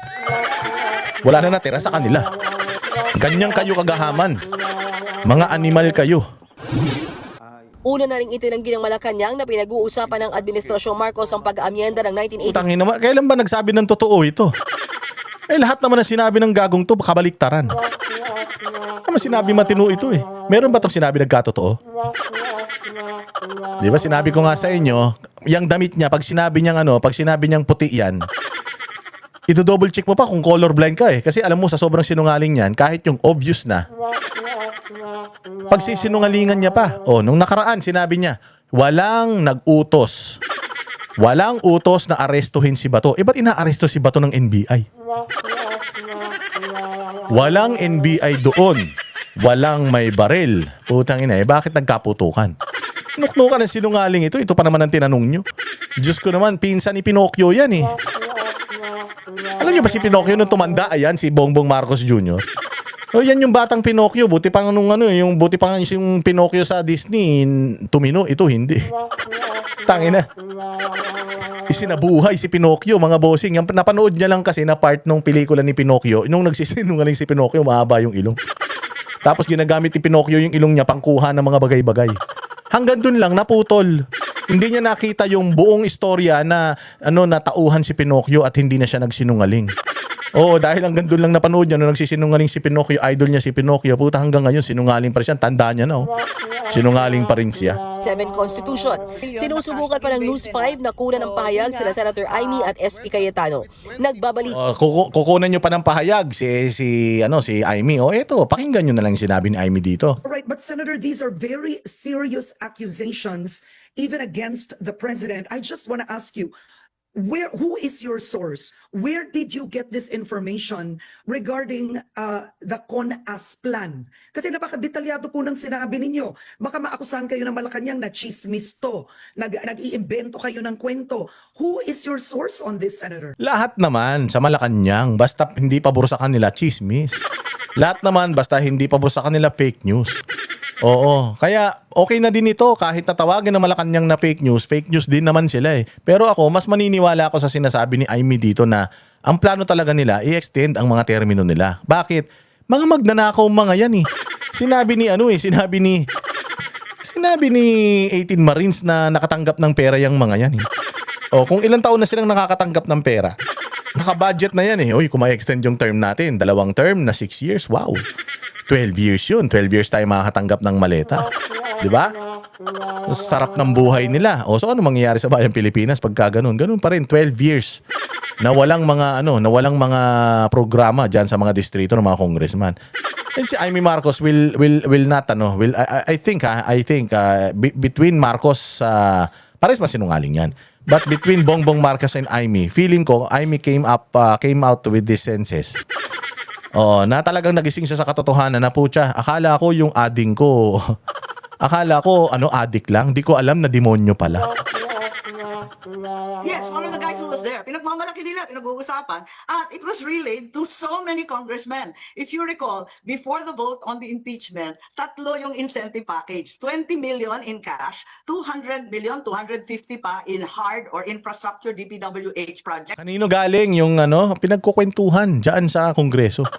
In-expose na yan ng ilang mga congressman. In-expose na yan ni Toby Chanco, nila Erice. In-expose na nila nila Kiko Barsaga. In-expose na nila nila Libiste yan eh. Hindi ba? So, at saka, Diyos ko naman, magtatanga-tangahan pa ba tayo? Noong 2023, meron silang People's Initiative. Babaguhin daw nila yung constitution, yun lang daw economic provisions. Pag binuksan mo daw pala yung constitution natin para sa changes, lahat na wala ka nang magagawa kung ano pa yung mga gusto nilang palitan doon. Bubutas-butasin nila yun, parang pachinko ball. Oo, mga parang mukha ni Risa Ontiveros, babak-bakin nila yun. Para lang maging pabor sa kanila, maging paborable sa kanila yung mga batas na babalangkasin nilang bago. Oo, kaya sigurado tayo, basta Marcos kasi ganyan ang takbo ng utak. Tinry din naman ito ng mga nakaraang administrasyon. Hindi pumayag noong mga nakaraang administrasyon. Bakit? Hindi naman ganun kakurakot yung mga yung mga congressman natin noon, ang mga senador at saka mga congressman noon, karamihan puros mga abogado, ngayon puros anak na ng mga politikong magnanakaw eh. Bagong henerasyon na ito ng mga politiko na mga kawatan eh, mga vote buyer, mga babaero, manyakis, mga adik at mga sugarol. Hindi lahat, pero sigurado ako marami dyan. Ito na yung bagong henerasyon ng mga politiko eh. Noong mga nakaraan, kay Ramos gusto na nila yan eh. Kay Erap gusto na nila yan, kay Gloria gusto na nila yan, kay Pinoy gusto na nila yan eh. Hindi lang natutupad kasi nga walang bigayan ng mali-malitang pera noon. May mga pagnanakaw naman noong mga panahon pero hindi ganito kagrabe na ghost project talaga. Mantakin mo magpapatayo ng tulay, 2 bakal lang yung itutusok tapos pipirmahan na tapos. Buti dati overpriced lang yung mga tulay. Halimbawa yung tulay, 2 hakbang lang, putang ina 2 bilyon yung halaga. At least tapos. At least may tulay. O at least may kalsada kahit na binabakbak yan taon-taon, at least may kalsada. O at least may eskwelahan. At least maayos yung ospital. At least kahit papano may mga gamot sa pampublikong ospital. Eh ngayon, wala eh. As in, magtatayo ng 2 poste. Putang ina niyan, tapos wala na, pirmado na, tapos na, kinuha lahat ng pera. Ganyan ngayon. Kaya gusto nila i-extend yung mga term nila dahil para makakulimbat pa sila ng malaki sa pera ng taong bayan. Malamang may flood control pa yan para matindi ang kickback. Ikatlo, don't worry about the churches, don't worry about Visayas, Mindanao, and the DDS because there will be no election. Noel ang benta nila. Yun ang part 3 ng incentive package. Tapos, yun nga, gusto nila, tigilan na ang flood control investigations kasi mabigat na yung ebidensya, limpak-limpak na yung dokumento, ang dami nagpipresenta at kahit kamag-anak ko, klaro naman na may ebidensya na kay Martin Romualdez, andyan kay Sandro Marcos, andyan rin kay Presidente Bongbong. Oh, may ebidensya kay Martin Romualdez. Ano 'yun? Oh, nakita naman natin. Yung sa PGMN, yung nilabas ng PGMN, bagamat para sa akin supot 'yon sa mga hindi nakakaalam ng pagnanakaw ni Romualdez. Maganda yun. Maganda na mapanood nila yun para makita nila kung papaano binublow up ng mag-asawang Romualdez yung mga budget dyan para, ewan ko kung saan nila dalhin. Martin Luther funds daw eh. Oo. So alam na kasi namin yun. Kaya sa amin, baby rocket na yun. Pero kung halimbawa ako, hindi ako nanonood ng politika, pag napanood ko yun, mandidiri ako talaga. Napakaraming ebidensya kay Martin Romualdez. Andiyan dyan yung 18 Marines, andiyan dyan si Zaldico. Sinasabi niya si Martin Romualdez. Tapos nung nakaraan, meron siyang video na nilabas. Sabi niya, I will not go down alone. Ibig sabihin, alam niya na may mga kasabwat pa siya sa pagnanakaw. O kay Zaldico, automatic na 'yon. Kay Sandro, ano ba ang mga iskandalo ni Sandro? Hindi ba nagpunta nung nakaraan yun mga vlogger diyan sa distrito niya sa Ilocos? Ang daming ghost project. Ang daming mga proyekto na nakatiwangwang, hindi tapos, kalahati lang. Tapos ang laki-laki ng allocables niya, ang laki-laki ng kanyang insertion. Ang kita ng kanyang distrito, tila mo nasa 2 bilyon lang, tapos ang budget niya 6 na bilyon, lugi pa. Nakita nyo? Oo, at naalam din natin kay Bongbong Marcos, ganun din. Marami din mga ebidensya sa kanya. Nasaan na yung nasaan na yung Maharlika Investment Fund? Ano na nangyari doon? Asan na yung mga ginto na binenta? Ano na yung 5,500 flood control projects at saka yung mga sinasabi ng mga mali-malita na pinapadala sa kanya? O yung smuggling, yung kaibigan ng misis niya na smuggler na yung Michael Madi umano. Asan na yun? Di ba? Ang daming mga ebidensya sa kanila. At lalong-lalo na dito sa flood control project na ito, napakaraming ebidensya sa kanila. Pero sino ang mga iniimbestigahan? Si Marcoleta ngayon iimbestigahan daw. Doon sa kanyang 70 million ba 'yun na campaign funds. Dinismiss nga ng COMELEC yan, tapos sasampahan ng demanda ng ombudsman. Ano kayo mga tanga? So halatang-halata na talagang pinipressure yung minority. Ano pa? Kasi nga gusto nila mabawi ulit yung Senado kay Alan Peter Cayetano para magtuloy-tuloy itong Constitutional Assembly na gusto nilang pagbabago ng batas para ma-extend yung kanilang mga termino. Tingnan mo. Sino may kaso? Yung magkapatid na Bilyar nasa majority. Si Jinggoy Estrada nasa majority. Si Joel Villanueva nasa majority. Si Chis Escudero nasa majority. Si na naman ngayon, si Bato de la Rosa nasa majority. Si Robin Padilla, didemanda daw nila dahil sa pagtakas ni Bato, nasa majority. Tapos may bago. May bago si Marcoleta. Yung ang kaso ni Marcoleta diyan sa parehas na kaso yun yung sa campaign funds. Walang hiya. Yung sa campaign funds nga niya dinismiss ng COMELEC tapos itutuloy ng ombudsman. So halata mo na inuubos talaga yung majority. Kasi pag naubos yung majority, nakulong lahat 'yan. Wala nang mangyayari sa impeachment na yan. Hindi na mai-impeach si Inday Sara kasi wala na wala nang kulang na yung numero ng senador. Kaya ang pag-asa na lang nila, hindi na magkaroon ng eleksyon sa 2028. Maipasa yung no election, yung Constitutional Assembly na yan, yung pagbabago sa ating konstitusyon para ma-extend si Bongbong at walang Sara Duterte na umupo sa 2028. Yun lang naman yun. Ito yung si Inday Sara, papetiks-petiks lang Papunta po, pabiyahe-biyahe lang 'Di ba? Lang, hindi siya masyadong bothered. Bakit? Kasi alam niya talaga, hindi talaga siya mai-impeach diyan sa sa Senado dahil walang numero ang Senado. Kaya nga hindi man nila kayang ipapatay si Inday. Pag nagkaroon ng election sa 2028 at si Inday Sara ma-impeach sa Senado, sigurado magiging presidente si Basti Duterte. Kung pati si Basti Duterte ipatrabaho nila, sigurado ako magiging presidente si Pulong eh. Kung pati si Pulong ipatrabaho nila, sigurado ako na mayroong Duterte-aligned na politician na magiging presidente sa 2028. Either way, Duterte pa rin ang mananalo sa 2028. Kaya nga, they will try everything na kaya nilang gawin. How evil, even how evil it is. By all means, sabi nga nila, they will not stop at anything para hindi magkaroon ng eleksyon sa 2028. Kasi very obvious kung mamamatay si Inday. Very obvious kung mamamatay yung mga Duterte. 'Di ba? So, bakit natin sila bakit pa natin sila bibigyan ng pag-asa? Kung hindi naman natin sila kayang talunin sa politika, di daanin na lang natin sa pagbabago ng konstitusyon para hindi na sila manalo sa 2028 kasi walang eleksyon sa 2028. And sigurado ako siguro naman by then kapag ginawa nila yan, siguro naman aalma na tayo, no? Siguro naman hindi na lang kami magsasalita, siguro pati kayo magsasalita na rin. Ako nga inaanyayahan ko lahat mag-vlog eh. Lahat mag-vlog pag mayroong mga vlogger na mga Duterte vloggers na mga nagtatanggol sa mga Duterte, ipopromote yung mga yan para panoorin ninyo eh. Kahit na mas madaldal ako sa kanila, okay lang, basta ang importante madami tayo na may boses na nagrereklamo kasi matataranta talaga sila eh. Hindi talaga nila kayang kontrolin ng social media kahit anong pagka-cancel nila, pagte-take down nila ng mga account natin, hindi nila tayo kaya. Kaya kailangan gagawin na lang nila doon sa kayang kontrolin ng mga kapangyarihan nila, batas, doon na lang. Doon na lang sa batas nila gagaguhin para, alam mo yun, wala tayong boses. Kamag-anak ko to, pero wala tayong magagawa. Diyan yung ebidensya. Pagkatapos, yung pinag-uusapan, yung budget na, because July 2027 budget already, and then 2028, alam natin, that's the election budget. And it was assured to the congressmen, this will also be the CONAS budget. We are going to change the constitution, and yun ang gagawin. Magkakaroon ng CONAS na kasalukuyang inuutos. Ayan, at linuluto na... Siguro, mas maganda.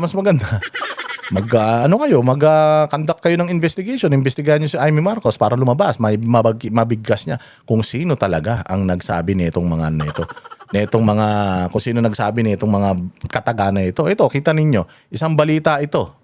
Hindi nyo tinatanong ito. Ayan, ito si Inday Sara, sinisilip natin yung kanyang salin, sinisilip natin yung kanyang yaman. Ito. Pakinggan nyo to. Network ng mag-asawang Marcos, Lisa at Bongbong Marcos, tumaas ng 1.2 billion pesos. Galing ay magkano lang ang sweldo ng presidente?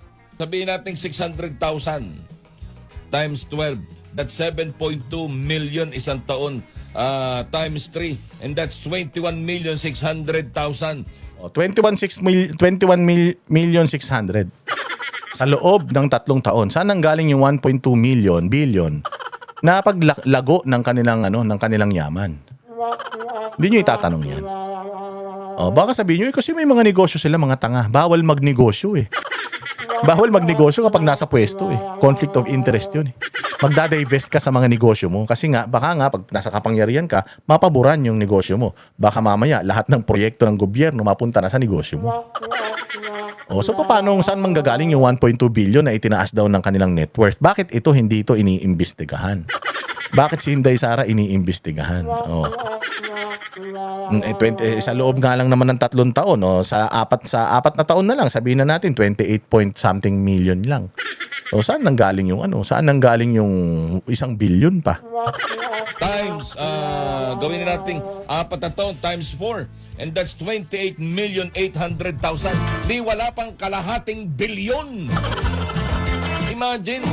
Tapos isama mo pa yung i-times 2 natin, sabihin natin pareho yung pareho yung sweldo nilang ang income nilang mag-asawa. Times 2, 57,600,000 lamang sa loob ng 4 na taon dapat yan. Imagine, umakyat ng 1.2 billion. Wow. Saan galing ang kanilang salapi? Bakit hindi sila imbitahan at imbestigahan din ng mga orokan dyan sa mababang kapulungan? Yung mga plastic na buhaya ng mababang kapulungan. Why? Matindi talaga ang impunity sa Pilipinas. Bakit? Wala nang pakialam itong lintik na administrasyon na ito sa isinisigaw ng taong bayan. Wala silang pakialam. Mga walang pakialam, di ba? O ngayon, kung idol mo pa rin ito, putang ina, may tama ka na sa utak. Ang tanong, nabalatuan ka ba? Yun masaklap. Hindi ka na nabalatuan, idol mo pa. Walang iya. Pera mo yan eh. Di ba? Pera natin yan. Actually, hindi na nga sa akin yan. Kanila na yan eh. Pero pera nyo yan eh. Oh. Oh, ito pa isang kagaguhan ni Ping Lacson. Pakinggan pa natin. Minsan nag-iisip ako mag-resign eh. Naipahayag ko na rin kay Tito Sen na Iisip daw siya mag-resign. Tangin, hindi mag-resign ka. Wala ka namang isip eh. Nag-iisip ka pa. Mag-resign ka na lang. Sino tinatakot mo? Gago baka sabi ko sa'yo, pag nag-resign ka, baka magpalitsyon ako ng 10. Ipapakain ko lang sa mga tricycle driver sa labas eh. Tangin, salute ka eh. Nagpa-importante ka pa. Importante yan. Baklang-bakla ah. Iisip ko na nga mag-resign eh. Galit na galit kayo nung umiiyak si Cayetano. Dahil wala man lang nangumusta sa kanya, ito naman, iniisip ko na mag-resign. Gago, kahit mawala ka sa Senado, walang mangyayari. Baka nga umunlad pa Pilipinas kung mawala kayo, mga demonyo kayo dyan eh. parang plano ko na mag-resign na lang as senator eh. Dahil sa nangyayari. Mag-resign ka na, dahil pa sinasabi. You're left with very imperfect choices kasi ang dami sa membro ng Senado ngayon may mga kaso ranging from crimes against humanity to plunder to market manipulation. Lahat yun ha, plunder, market manipulation, crime against humanity, lahat yun nasa majority. Di naman halata, no? Di naman halata na ang lilinis, putang ina, parang kapitapitanan yung mga nasa minority, no? Lacson, Tito Soto. Tapos si Rapi Tulfo na yung anak gastador. Yung anak niya ang pinakamalaking nakuhang flood control project sa distrito niya na hindi naman binabaha. Si Erwin Tulfo na kaya hindi na-confirm as DSW Secretary dahil hindi Pilipino, dinaya ang bansang Amerika gumamit ng nasumweldo sa military ng Amerika. Tapos biglang naging senador. Utang ina, lahat sila mga tawag dito, mga utak kriminal eh. Tapos pucha si Lacson na itong Lacson na ito na suspect sa pagpatay kay Dacer Corbito, di ba? Kaya nga nagtaguyan ng 1 taon mahigit eh dahil may warrant of arrest siya sa murder eh.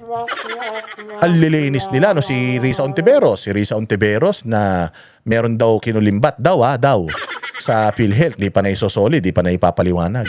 Tapos nagbabayad pa ng mga testigo di umano si alias Rene, yung sa mga testigo sa Parmali, yung testigo dun sa yung kinidnap na bata, mga testigo. May nagkakaso ng witness tampering. Meron pang kinasong kidnapping. Ang lilinis, Tapos yung kabila dahil lang masama ang loob nila, putyangin na, inactivate na naman nila, weaponize na naman yung mga ahensya ng gobyerno. Lahat may kaso, putyang galing. So how can you save the institution, masama talaga Senator? ang tingin. We never imagined this situation, na dati, kami yung check and balance, kami yung big brother eh. Paano kayo naging check and balance dati? Paano nangyari yun? Flood control flood control scandal. Meron kang investigasyon. Tapos sangkot yung mga congressman. Sangkot si Martin Romualdez. Ni hindi mo ipinatawag. Sangkot yung mga nasa gabinete, ni hindi mo pinatawag. Meron nang gustong maglabas ng kanilang mga saloobin, ng kanilang mga ebidensya, hindi mo pinatawag. Paano ka naging check and balance? Actually, nung panahon ninyo, parang naging isa nga ang Senado at saka Kongreso eh.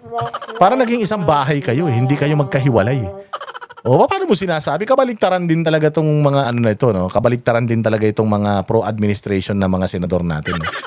Napaka-sinungaling. Check and balance. Kami yung taga-balance, kami yung taga-check sa House. Pero ngayon, ang sitwasyon na iba, mas mataas yung pananaw, ang patingin ng tao sa House of Representatives kaysa sa Senado. Mas mataas talaga ang tingin ngayon sa mga taga-Congress. Bakit? Ang laki nung nakuha nilang pera eh.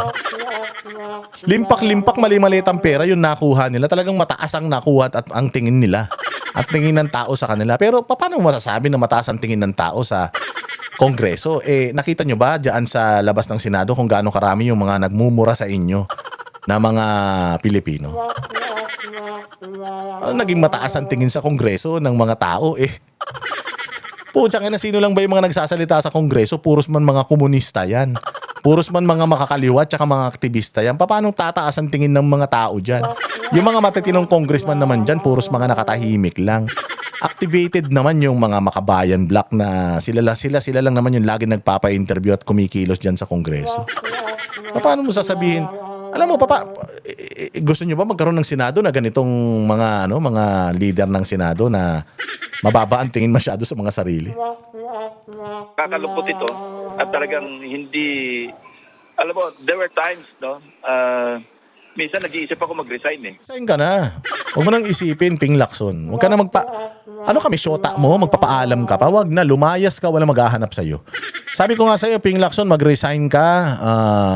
Pagkatapos mo mag-resign, kumain kang tae. Kumain ka ng hilaw na bubule. O, kumain ka ng ginisang paniki kung gusto mo. O, uminom ka ng Cytotec para makunang ka. Kumain ka lason. Bumili ka ng lubid. Itali mo sa puno ng mangga tapos maglambitin ka. Wala kaming pakialam, Ping. Maniwala ka. Wala kaming pakialam. Hindi ka namin hahanapin. O, kahit mawala ka sa mundo, hindi ka namin hahanapin, Ping. Naipahayag ko na rin ko kay Tito Sen na parang plano ko na mag-resign na lang as senator eh. Dahil sa nangyayari.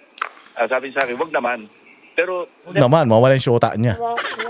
there are times na naisip ko yan eh. Na what for? Kasi batikos kabila, parang putik na yung Senado na para bang nasa na yung redeeming value namin. Wala kayong value, Ping. Ikaw, si Tito Soto, wala kayong value. Kasi sa totoo lang, mataas man ang tingin namin sa inyo dati. Tito Soto, mataas ang tingin. Binoto ko ba yan? Binoto ko rin niya kahit minsan eh. Ikaw, actually, Ping, kung hindi lang kay Isko Moreno noong 2022, ikaw yung pipiliin ko eh. Kung wala si Isko, hindi ko pipiliin si Bongbong eh. Hindi ko pipiliin si Lenny lalo. Ikaw sana yung pipiliin ko over Manny Pacquiao eh. Oo, sa totoo lang, mataas ang tingin namin sa'yo. Akala nga namin makakatulong ka sa sa laban namin dito sa mga magnanakaw sa Pilipinas eh. Pero hindi pala eh. Turned out, balimbing ka rin pala eh. Balimping ka pala eh, balimping. Oo, so okay na, Ping, wag ka nang wag ka nang magdala ng mga damit mo, umalis ka na lang kagad. Sunugin na lang yung mga damit mo, okay na yan, baka makahawa ka pa. But then when we discuss among ourselves, kaming labing isa, nakita namin na mayroong pag-asa na maibangon muli yung integridad, yung reputasyon, yung dignidad. Ang ina, superhero yan. Nawala lang sa kanila yung yung leadership sa Senado. Putang inang yan, parang naglulupasay naman kayo masyado. Masyado naman kayong sakit na hindi na kayo makapangyarihan dyan sa Senado. Masyado namang iyakin yung mga baklang-bakla naman yung mga itatayo namin, kaya pa naming ibangon. Putang ina, hindi naman natumba eh. Napalitan lang yung leadership eh. Putang ina, buhay na buhay pa naman yung Senado. Kompleto pa naman kayo, nawala lang naman si Bato. Anong iniiyak mo? Gagana pa rin naman yung Senado kahit na nasa minority kayo. Masyado nyo naman pinapahalata na gutom kayo sa kapangyarihan eh. Masyado nyo naman pinapahalata na na masisermonan kayo ng mga amo ninyo bakit na pakawalan ninyo yung kapangyarihan eh. Kunin nyo na lang ulit kung gusto ninyo. Kunin nyo na lang ulit, wala naman kami pakialam kahit kayo eh. Yung mag-handle ng impeachment ni Inday Sara, hindi naman kayo makakakuha ng 16 na boto eh. Yun na naman importante eh. O kung halimbawa mag-constitutional assembly, nilabas na ni Amy, so na-preempt na. O pag ginawa nyo, di nagalit ang mga militar, nagalit ang taong bayan. Dahil tinatarantado nyo yung konstitusyon. Ng Senado. At kailangan lang sa amin, mag-self-reflect kami at talagang isa na lang yung direksyon namin. Pagbutihin namin yung ginagawa namin para sa... Ngayon nyo lang naisip yan? Sa tagal nyong senador, ngayon nyo lang naisip na pagbutihin yung mga ginagawa ninyo. So, ibig sabihin, nung nasa majority kayo, hindi nyo pinagbubutihan yung ginagawa nyo. Oroy. Nabibis si Ping Lacson, wala nang masabi eh. Bubuti na lamang ng ating mga kababayan. Yung trabaho namin bilang mga senador, gawin namin ng maayos at proper. Ano naman? Dapat nyo naman talagang gawin yan. Hindi nyo naman na kailangan naman na ipangalandakan sa taong bayan yan. Trabaho nyo naman na gawin talaga yan. Anak ng tinapay. Ito yung kay Senator Robin Padilla. Sige, pasok. Tinanggi ni Senator Robin Padilla na tinakas niya si Senator Bato de la Rosa mula po sa Senado. Kasunod yan ng babala ng DOJ na posibleng managot sa batas ang mga nagpataka sa senador. Nauna sa balita, live si News 5 Senate Correspondent Mean Los Baños. Mean, klaro naman sa CCTV na magkasama sina Padilla at de la Rosa sa paglabas ng Senado.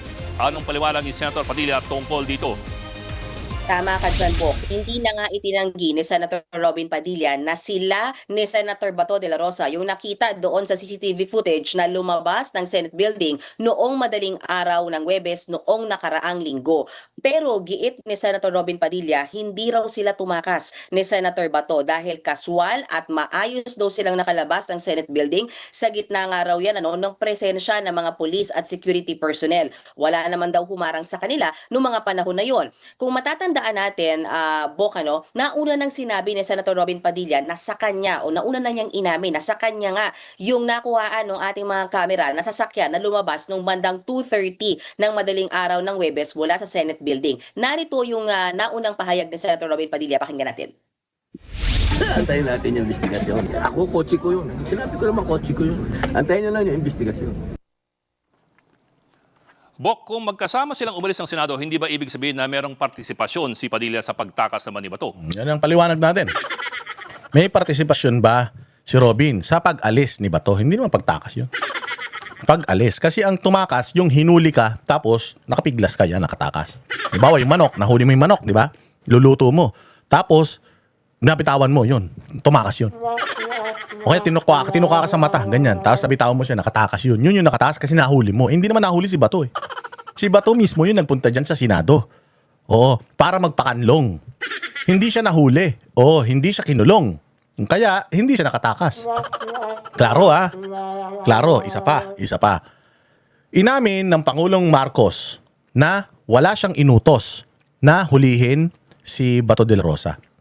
Walang instruction sa pulis na hulihin si Bato de la Rosa. Sabi ng NBI, wala rin silang plano nung araw na yan na hulihin si Bato de la Rosa. Wala pa mang TRO, yung denial nung nirequest nilang TRO ng pag-i-issue ng warrant na yan. Wala pa man nung araw na yan kasi parang kailan lang yun eh. Nung isang araw lang yun eh. Nung araw na yan, wala pa naman yun. So basically, dahil sa pronouncement ni Presidente Marcos, sinabi niya na wala namang aresto na magaganap, hindi naman siya pinapa-aresto, wala namang utos. So, pwedeng umuwi si Bato. Pwedeng umalis si Bato. O ngayon, nakauwi na siya. Tapos biglang, ayan na, biglang lumabas na yung denial nung kanilang TRO. O, anong gagawin ni Bato? Alam nga naman sumuko siya. Dadalhin siya sa ibang bansa. Hindi nga niya kinikilala yung jurisdiction ng ICC over his person eh. Kasi nga, yan eh, hindi naman korte ng Pilipinas eh. Di ba? So, may pananagutan ba si Robin Padilla dito? Para sa akin, bilang isang bilang isang fake news peddler, para sa akin, walang pananagutan si Robin. Kasi, wala namang local warrant si Bato. Hindi pa naman lumalabas yung denial ng Supreme Court. Hindi pa rin naman klaro kung yung kanilang main na petition sa Supreme Court hindi pa naman dinidesisyonan kung dapat ba siyang ipadala doon o hindi, or dapat ba ay dumaan sa tamang proseso, which is yung warrant na yan ay dumaan sa transnational crime, sa competent local judicial authority. Hindi pa naman nadidesisyonan yun. So anong kasalanan ni Robin? Kung gusto lang sumabay sa kanya ng tao, besides may lag pa nga kung anong oras sila lumabas eh. May lag pa doon sa gwardiya. So ibig sabihin, alam ng lahat na aalis siya. Pero dahil nga sa pronouncement ni Pangulong Marcos na walang aresto na inuutos, nakalabas siya. So sino may kasalanan? Bakit nakalabas si Bato? Si Bongbong Marcos, kasi sinabi niya, hindi ko naman pinapahuli yan eh. Rest assured, walang aresto na magaganap. Tapos ngayon nagagalit kayo na nakaalis siya. Hindi siya nakatakas. First off, hindi siya nahuli. Kung nahuli siya ng NBI, pinusasan siya, nakapagpigla siya sa posas, nakatakbo siya, ayun, nakatakas yun kasi nahuli na siya. Kung siya naman ay nakakulong, nasa loob na ng selda, tapos nilagari niya yung mga bakal, nakalusot siya, nakalundag siya sa bakod at nakatakbo siya palayo, nakatakas yun, tumakas yun, pumuga yun. Pero ang isang taong hindi naman nahuli, ang isang taong hindi naman na under custody, hindi arestado at umalis, hindi nahuli yun. Or hindi tumakas yun. Ang mga utak yan. Okay, ganito yung kwento ni Senator Padilla, no? Ang sabi niya, bandang madaling araw ng Huwebes, nagsabi na siya na kailangan na niyang umuwi sa kanyang pamilya dahil hinahanap na siya. Kung maalala mo kasi, Bok, 'di ba, simula nung diyan nag-overnight si Senator Bato last Monday, sinamahan siya ni Senator Robin Padilla. So by Thursday ng madaling araw, sinabi raw ni Senator Robin na kailangan na niyang umuwi. At ang sabi daw ni Senator Bato, nakiusap sa kanya na kung pwedeng sumabay sa kanya palabas. Hindi na raw naman matanggihan ni Senator Robin Padilla si Senator Bato. Dahil wala nga raw sariling sasakyan si Senator Bato nung pumasok siya sa Senate. Dahil pumasok daw siya sa Senate, itong si Senator Bato, sakay noong sasakyan ni Senate President Alan Peter Cayetano. Bago pa nangyari yan, sabi naman ni Senator Padilla, naramdaman na nila yung tensyon sa Senado dahil bukod dun sa malakihang rally na nangyayari sa labas ng Senado, ay syempre alam naman natin yung nangyaring barilan doon sa may second floor. Nakita raw ni Senator Padilla yung pag-aalala kay Senator Bato, hindi lamang sa kanyang sarili, kundi pati daw doon sa lahat ng tao na nasa loob at labas ng Senado bago nga ito nakiusap na kung pwede, sumabay na siya na lumabas ng Senate building gayong papauwi na rin naman sa kanyang pamilya itong si Senator Robin Padilla. Okay, so nakiangkas lamang si Bato. Anyway, so kung sinabi ni Padilla kung saan niya hinatid si Bato de la Rosa. Yes. Ang sabi ni Senator Robin Padilla ay kumbaga dinrap off lang niya si Senator Bato sa may bandang Makati kung saan sinundo daw si Senator Bato nung kanyang sariling sasakyan. Pero hindi na raw tinanong ni Senator Padilla kung saan papapunta si Senator Bato noong mga panahong yon. Samantala, Bok, naniniwala si Senator Robin na hindi pugante ni Senator Bato de la Rosa dahil daw nakasalalay o nakabase yung warrant of arrest sa isang foreign entity o sa ICC. At sana naman daw igalang din muna yung proseso dito sa loob ng ating bansa bago daw tumingin sa foreign entity gaya ng ICC. Kaya nga dyan gago si Ping Lacson. Sabi ni Ping Lacson dyan, ang warrant of arrest daw, kay local or international, dapat i-enforce. Tingnan mo kung gaano kadelikado yung pronouncement na yun ni Ping Lacson considering na dati siyang law enforcer. Dati siyang nasa law enforcement agency o nasa isang law enforcement group na PNP. PMAyer. Paano naging tanga ito? Lahat daw ng warrant, basta may warrant, kesa ang galing yan, warrant yan, dapat enforceable daw yan. Utang ina yan. Bobo eh. Ano nangyari sa extradition? Kaya nga meron tayong mga extradition treaty. Diba? Sa bansang ito, wala tayong extradition treaty. Dito sa bansang ito, may extradition treaty tayo. Kaya nga may mga ganyang treaty para ma-prevent itong ganitong klase ng mga katarantaduhan. Para hindi ma-weaponize eh. Kaya nga sabi ko, ang isang example natin Di ba, no nakaraan, si Tariela, dinrawing-drawingan yung mukha nung presidente ng China. Di ba? Yung ginawa niyang aswang, ganyan, ginawa niyang mas pangit pa sa kanya, pero mas pangit pa rin siya kalabasan. Kalaunan, siya pa rin mas pangit kaysa doon sa pinapangit niyang picture. So imagine kung yung People's Republic of China took offense doon at inisyuhan si Tariela ng death penalty. Kasi bawal sa kanila yun eh. Bawal sa bansa nila yun eh. Patawan niya ng death penalty, pinaglalaroan yung leader natin. Kasi kung isang Chinese ang gumawa nun, dahil nga komunista pa din sila, isang Chino ang gumawa nun kay Xi Jinping, sigurado, firing squad yan.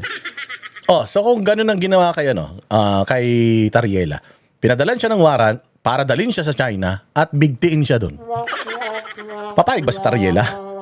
Siyempre sasabihin ni Tariela, amin ang South China Sea. Amin ang Pilipinas. Hindi naman ako Chinese. Ba't nyo ako dadalhin dyan? Gets? Gets? Kasi ang sinasabi ninyo, kung lahat ng warrant enforceable, paano nga kung mag-issue ng warrant yung Kung mag-issue ng warrant yung China kay Tariela, ibibigay natin si Tariela? Siyempre hindi rin, di ba? Ako rin hindi. Di ako papayag. Di ako papayag kahit pangit yan. Mabawasan man lang mga swangit sa Pilipinas, mga mukhang impacto. Mabawasan man lang. Pero hindi ako papayag kasi Pilipino yan. Pilipino yan. Dapat yan, kung may kasalanan siya, dito siya litisin, dito siya makulong. Hindi naman pwedeng magkakaroon ng jurisdiction sa kanya yung China kahit na binaboy niya yung taga-China.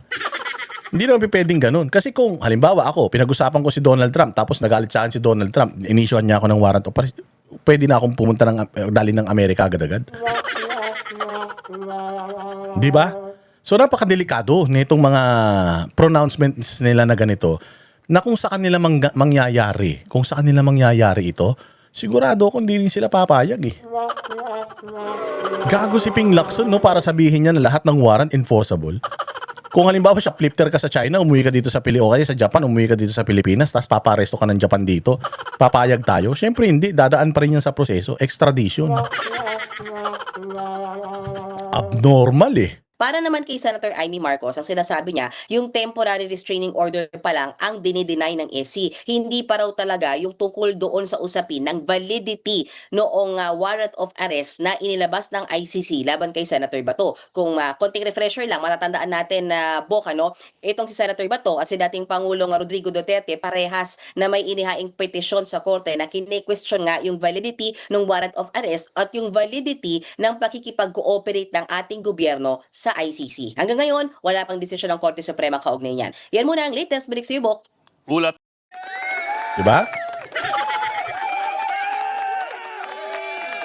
Kala nyo hindi namin naintindihan yan kami pa.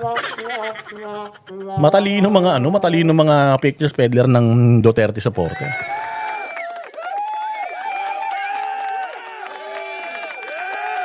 Meron pang isang abnormal. Ito si Erwin Tulfo, nagaling sa tamod ng mga tulpong mga bobo. Palagay ko yung similya na gumawa rito kay Erwin Tulfo, palagay ko na umpog-umpog bago pumasok doon sa itlog ng nanay niya. Kaya naging ganito takbo ng utak nito eh. Pakinggan natin to.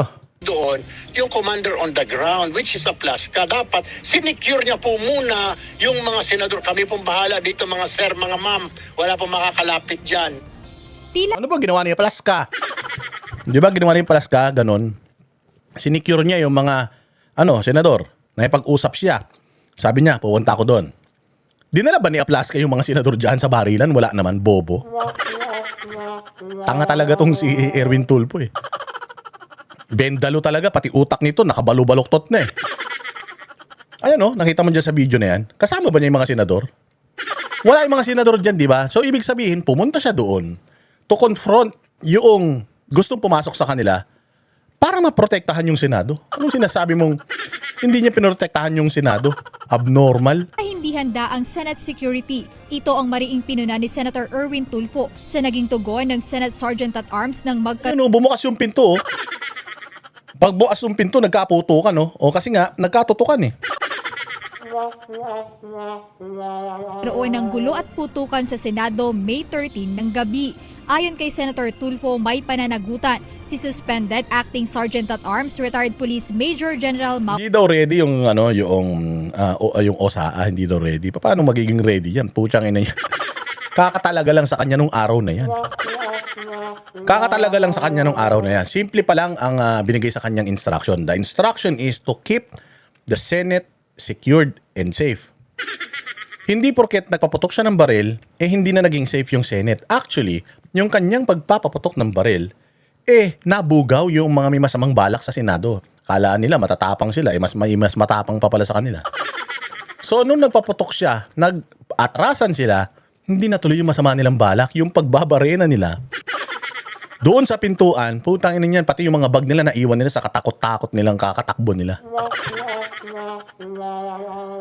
So na-save ba, naprotektahan ba ni Plaska yung Senate? Para sa akin, oo, naprotektahan niya. Kasi hindi nagtagumpay na makapasok sa Senado ang NBI. Kahit nasabihin nila na wala silang planong pumasok sa NBI, the fact na nagsinungaling sila na nandiyan sila, the fact na nagsinungaling si Matibag na wala silang baril, paano sila makakapagpaputok, the fact na nagsisinungaling sila, ibig sabihin meron silang masamang balak.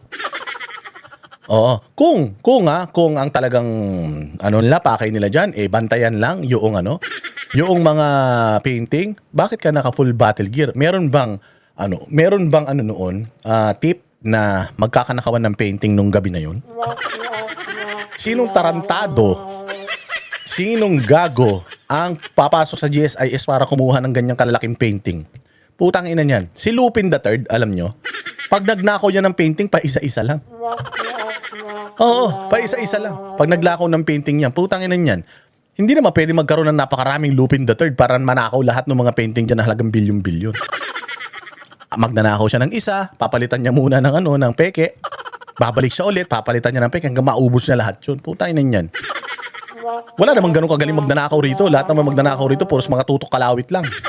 Wala namang kasing talino ni Lupin magnakaw. Tangang putragis itong mga to. Wala silang maisip na dahilan. Ginagawa nilang tanga yung mga tao. Kala nila naniniwala sa kanila. Aplaska sa nangyari dahil siya ang ground commander ng panahong iyon. Ipinakita niya ng insidente na kulang sa training ang seguridad na mayroon sa kasalukuyan ang Senado. What if, pag nilusob nga tayo, may naghuramintado, may pumunta dyan ng mga gang o terorista, pinasok tayo. Mukhang hindi po tayo ready. Anong hindi ready? Putang ina, ano pa ba? Anong ba kailangan mo ready? Ever ready? Ilan to si Tulfo, parang abnormal, no? Anong hindi ready? Naipagtanggol nga niya yung Senado noon. May mga Marines pa na nandiyan pala na naka-house sa Senado. Meron palang talagang detachment ng Marines dyan to protect the Senate. Paano mo sasabihin na hindi ready? Abnormal ang putya. Inantong tao na ito, galing sa militar, walang utak. Ang dami po nating may OSAA, may Marine Contingent tayo, may PSPG. What did they all do? Ayun, nakita mo, hindi ba napigilan nila yung NBI sa pagpasok? May nakapasok ba ng mga ralista dyan sa loob? Wala naman. May nakapasok ba dyan na masasamang loob bukod sa NBI? Wala naman. Therefore, naging successful si Aplaska sa pagpigil sa pwedeng mangloob sa Senado. Kasi noong nakapasok ang NBI sa Senado, nabugbog yung isang tiga-OSAA. Yun ang dapat nating questionin. Yung unang Sergeant at Arms. Bakit? Bakit siya pumayag na mabugbog yung tao niya ng mga taga-NBI at bakit siya pumayag na magkaroon ng mataya-taya dyan sa Senado? Dapat doon mo sinasabi yung sinabi mo ngayon na paano pag may pumasok na terorista? Paano pag may pumasok na gangster? O, dapat sinabi mo yan doon sa una, yung Sergeant at Arms ni Tito Soto na baka taga-Itbulaga yun. Baka dati bodyguard lang ni Jose Manalo yun, kaya bobo. Oh, kasi nakapasok yung mga NBI dyan na dapat hindi naman nakakapasok yung NBI dahil hindi rin na jurisdiction yan. O ngayon, ito si Aplaska, pumayag ba siya na pumasok ang NBI? May sinabi sa kanya na protect the Senate at all cost. So, naprotektahan ba niya Senado? Oo. Dahil sa kanyang matapang na pagkompronta doon sa mga, hindi yan katulad nyo, magaling lang magyayak-yak. Siya mismo pumunta ron, siya mismo humarap, siya mismo nagpaputok.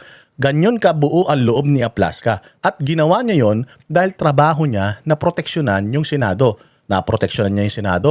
Oo. Bakit? Nakapasok yung NBI? Hindi. Nagsitakbuhan. O, nagkaputukan? Oo. Pero wala naman namatay. Wala naman nasaktan. Nasecure niya yung mga senador? Oo. Kasi kung nakapasok yung mga NBI doon, at nadisarmahan sila, lahat gagawin na ng mga NBI na yan. At kung yung mga NBI nakapasok doon, yung mga Marines, naka full battle gear at naka-position, mamamatay yung mga yan. Oo. May namatay? Wala. May nadisgrasya? Wala. Successful si Aplaska kasi napigilan niya yung masamang balak ng NBI. Bobo ka, Erwin Tulfo. Kaya pala sinasabi ni Mon Tulfo na mga baliw kayong magkakapatid. Kasi abno pala talaga ang takbo ng utak mo. Binatikos rin ni Senator Tulfo ang Senate security dahil sa halip na magposte ng mga tauhan sa labas ng kwarto kung saan nagpupulong ang mga senador upang isecure sila. Makikita sa CCTV footage na lahat ng security forces ay nasa isang sulok kung nasaan ang putukan. Doon po sila nakapokus na doon sa lugar na parang anino yata yung pinagbabaril nila doon. Sana nag-deploy din sila na i-secure yung kwarto kung saan yung mga senador na nagmi-meeting. Kaya nandoon nga yung mga papasok. Alangan naman pupunta sila doon sa walang papasok. Hindi ba? Nandoon nga yung mga NBI na may mga baril eh. Alangan naman doon sila magbantay. Di pag nagbantay sila doon, di puta nakapasok mga yan. Tulfo, kulang ka ba sa vitamins? Kain ka naman ng kain ng gulay sa mga mukbang mo, ba't ang tanga-tanga mo? Ewan ko nito kay Erwin Tulfo, puta pinaglihi yata to sa panis na laway eh. parang kulang po sa training. And ito po ay awakening po sa security sa Senate mismo na may problema ang security po ng Senate. Sakaling magkakaroon man ang Senado ng investigasyon kaugnay rito, nais niyang mabigyang linaw kung bakit wala man lang inilagay na tauhan ang OSAA para magbantay sa mga senador. Dapat yun ang gusto natin malaman. Pag nagkaroon na po ng investigation na sa hall, tatanungin ko siya, aplas ka. Saan? Bakit di ka naglagay ng tao dito? Ang dami-dami mong tao. Wala ka man na pinost. Paano nga pala kung talagang totoo, mga terorista ang pumasok, mga ikang sindikato nila. Bobo, putang ina nito. Erwin, usap nga tayo. Tangina ka. Ang dami ng tanga sa Pilipinas, dumagdag ka pa. Amerikano ka naman dati, nagpunta-punta ka pa rito. Sana doon ka na lang nagtanga-tangaan sa Amerika. Nandito yung pinto. Sa pinto na yan, sa likod nun, nandun yung mga terorista. Saan ka pupunta? Siyempre doon kung nasan yung mga terorista. Abnormal ang putang ina. Pupunta ka talaga doon. O kung ako si Plus ka, sir, pupunta ako doon eh. Nandun yung kalaban eh. Bakit ako hindi pupunta ron? Hindi, dapat binantay yung mga senador. May nagbabantay mo mga senador. May mga bodyguard man na sarili yan. Bawat isa dyan, may PSPG. Hindi naman kami lahat, sandamukal kami nagpunta ron. Ilan lang man kami doon, yung unit ng ano. Siyempre, kung sino yung may mga mahabang baril, may mga baril, yung mga palaban, yun yung sinama ko doon kasi nandun yung mga armado eh. Doon kami nagpunta. Alam nga naman, nandito yung pinto. Alam namin, nandun yung kalaban. Pumunta kami sa kabilang pinto. Di lalo kami napasok niyan, bobo. Sabi niya, yung bunganga namin, pambabatikos, baka naman maubos kami rin. Mauubos talaga kayo dyan. Kapag yung taong bayan na pumasok dyan sa Senado, hindi nyo ka makokontrol yan. Lusob ang Senate, hindi maprotektuhan yung mga senador. Ang dami pa ng mga senador dyan matatapang, yung mga bunganga namin na pag bumatikos, baka naman maubos kami riyan. Matapos ang nangyari, nais ngayong marinig ni Senator Tulfo kung ano ang magiging contingency plan ng Senate Sergeant at Arms kung sakaling may totoong armadong grupo na O di ganun pa rin. Anong gagawin ng Sergeant at Arms? Di may ikipagbarilan pa din siya kung sinong gustong pumasok dyan. Subukan nyo ulit pumasok, makikipagbarilan ulit yan.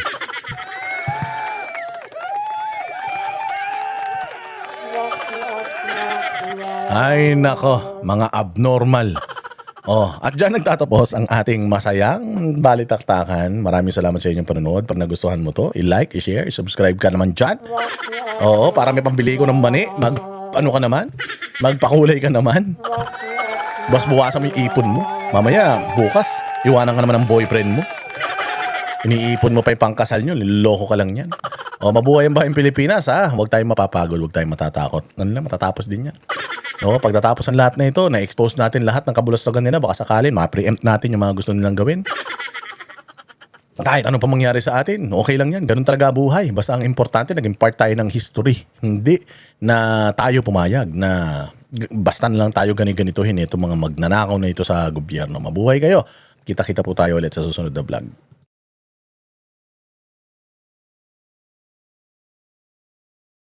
Kami ang boses ng masa, hindi natatakot. Katotohanan lang, di kami nalulunod. Walang bahid ng sismis, lahat ay totoo. Kahit sino ka pa, pag mali ka babanatan ka. Walang pinipili kulay, wala kaming kinikilingan. Basta para sa bayan, kami lalaban. Pag tama palakpakan, pag mali banatan. Di matitinag, di matatakot, para sa bayan tuloy ang sigaw. Sa harap ng kamera, walang halong takot. Mga baluktot, lahat kayo'y tutumba.